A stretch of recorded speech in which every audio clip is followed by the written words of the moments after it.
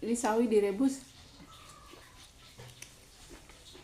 pakai garam, roiko sedikit,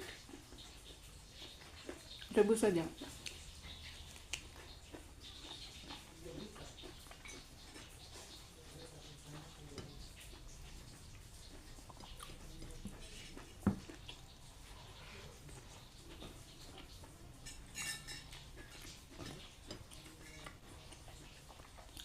Ikan dimasak kuah kuning tapi tidak ditumis bumbunya.